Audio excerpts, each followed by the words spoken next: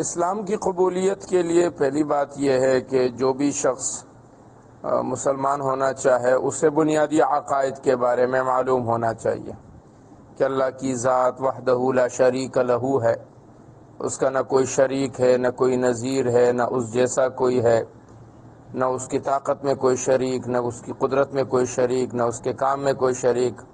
وہ تنہا تمام جہانوں کا بادشاہ ہے، مالک ہے، آقا ہے۔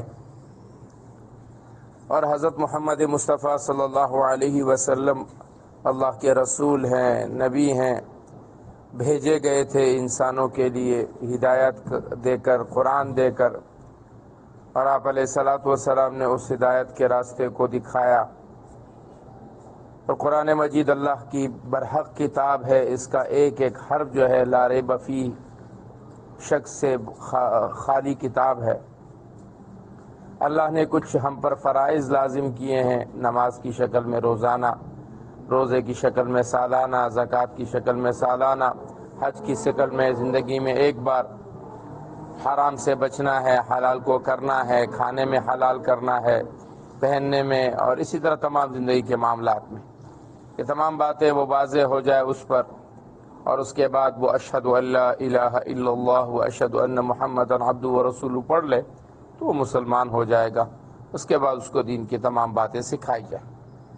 آپ علیہ الصلوۃ والسلام جب صحابہ آتے تھے تو ناموں کو تبدیل کرتے تھے اگر وہ نام اسلام کے معانی سے الگ ہوا کرتا تھا۔ تو اگر ہرپریت کا معنی درست ہے تو اس نام کو تبدیل کرنا ضروری نہیں ہے، لیکن اتنی بات ضرور ہے کہ ہرپریت کا نام اگر وہ کہیں بھی لے گی تو کسی کے ذہن میں مسلمان ہونے کا شبہ نہیں آئے گا۔ مطلب وہ جب کسی کہے گی کہ میرا نام ہرپریت کور ہے تو لوگ یہی سمجھیں گے کہ وہ سکھ ہے یا ہندو ہے، مسلمان ہونا ذہن میں نہیں آئے گا۔ لہٰذا ایسا نام ہو جو آج کے معاشرے میں، دنیا میں اس کو اسلامی نام کہا جا سکے۔